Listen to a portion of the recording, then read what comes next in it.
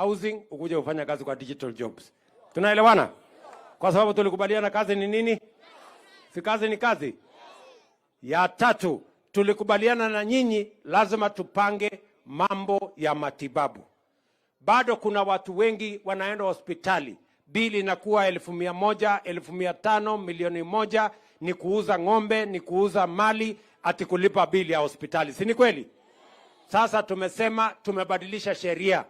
Mimi nimesign sheria ingine 4 ya kutengeneza sheria mpya ya mambo ya afya ya Kenya. Sasa hakuna mtu tena atauza mali yake kulipa bili ya hospitali. Mambo ya hospitali tunaanza hapa chini. Tayari hapa Meru, vile tunafanya Kenya mzima, tuko na mpango ya community health promoters. Tumeajiri community health promoters 1,100 Kenya. Hapa Meru tuko nao 3,700. Tulikubaliana na Kawira Mwangaza ya kwamba identify 3,700 community health promoters, na mimi nimewapatia equipment ile wako nayo ambayo watatumia kupima pressure, kupima sukari, kupima magonjwa pale nyumbani hata kabla hujaenda hospitalini. Nyinyi mnanielewa? Jambo la pili, tumesema kila Mkenya atakuwa na bima ya afya ya NHIF.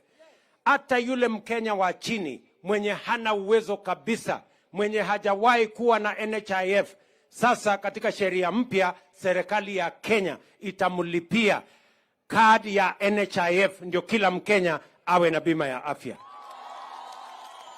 Na wale mnalipa 500 kwa sasa na mapato yenu iko chini, niliwaambia tutawapunguzia kutoka 500 mpaka 300. Nyinyi mnanielewa? Hiyo mpango tuendelee ama tuendelee? Tuendelee ama tuendelee? Umesikia ya kwamba kuna wengine wameenda kotini ati kupinga hiyo maneno? Washindwe ama wasishindwe? Na ule mwenye anaenda kotini ako na medical insurance comprehensive. Yeye analipiwa na serikali ya Kenya. Alafu anasema mwananchi mdogo asipatiwe nafasi ya kuwa na NHIF. Sio ni mambo ya shetani? Ama namna gani? Si kila mtu jameni apate kadi ya NHIF. Yule wa chini tumulipie. Ule wa 500 tumpunguzie ikuje 300. Na hakuna Mkenya tena asiuze mali yake kufanya mambo ya asiuze mali yake tena kulipa gharama ya hospitali. Ama mnasemaje watu wa Mulika? Niendelee na hiyo mpango ama tusiendelee? Hebu nione wala wanasema tuendelee na hiyo mpango. Imagine ati kuna watu wameenda kotini ati kusimamisha kazi ya housing, ile ambayo nimesema itapatia hawa vijana wetu. Saa hizi nikiongea na nyinyi, vijana 1,100 Kenya wanafanya kazi kwa program ya housing. Alafu kuna watu wameenda kotini ati tusimamishe ati kwa sababu ya mambo yao ya ubinafsi. Nyinyi mnataka program ya housing isimamishwe? Iendelee ama isiendelee? Shida ya vijana kutokuwa na kazi iko ama hakuna? Siko. Situnuko na watoto wengi hawana kazi. Ama namna gani jameni? Nafsi mulinipigia kura niende nipange hii kazi. Sasa wananiuliza nini hawa watu wameenda kotini? Walikuja kwenu kuuliza nyinyi? Kuna mtu mwingine mulimpigia kura hapa aende kotini aende kupinga hiyo maneno? Hawa watu wapotee kabisa. Ama namna gani jameni? Tunaelewana? Mnasema housing iendelee? Wale wanasema housing iendelee, vijana wetu wapate ajira, nisikie. Bas, mimi sitaki kusema kuzidi hapo. Mimi nimekuja hapa kuwapatia report ya ile kazi mlinipatia, mahali nimefikisha. Hiyo ingine nitarudi hapa tena. Nimesema kila mtoto wa Kenya apate nafasi ya kusoma.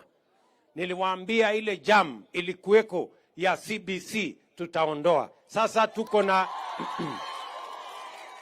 tuko na mwelekeo kamili. Tumeweka pesa ya kutosha kwa mambo ya elimu ya watoto wetu wa Kenya. Tumeajiri walimu wapya 56,000 mwaka uliopita.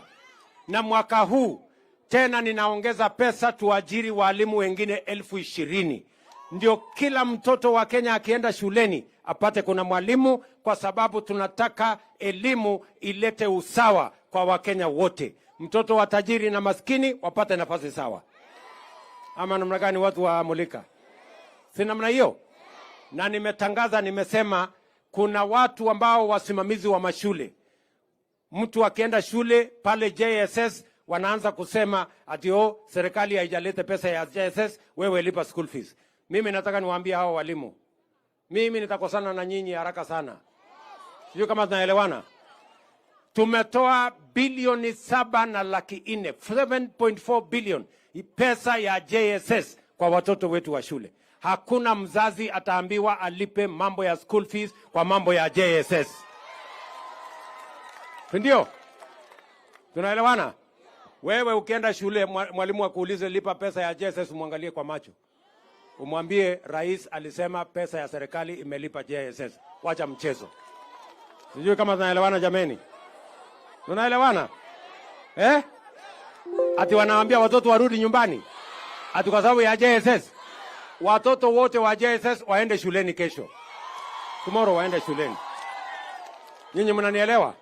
Kwa sababu tumelipa pesa kama serikali ya kusomesha kila mtoto. Hata kama wewe mzazi, hata kama hauna pesa ya kununua uniform, ile uniform mtoto alikuwa anatumia akiwa naye primary, aende na hiyo uniform, ataenda darasani asome, ukitafuta pesa ya kununua uniform ya JSS. Nyinyi mnanielewa? Mnanielewa? Kwani ni uniform inasoma ama ni mtoto ndiye anasoma? Si mtoto ndiye anasoma? Na uniform si ni uniform. Kama alikuwa anafaa mwaka uliopita, imekuwa haramu mwaka huu. Watoto waendelee kusoma, watoto wetu jameni. Tunaelewana watu wa Mulika? Tunatembea pamoja. Lakini nyinyi kweli mko chonjo. Network yenu iko juu. Nimeshangaa sana. Sawa sawa. So kwa sababu ya masaa, mimi wacha niite, si mnajua mimi niko na mtu ambaye ananisaidia kazi. Anaitwa Rigathi Gachagua. Rigiji. Awasalimie. Aje awasalimie. Rigiji salimia hawa.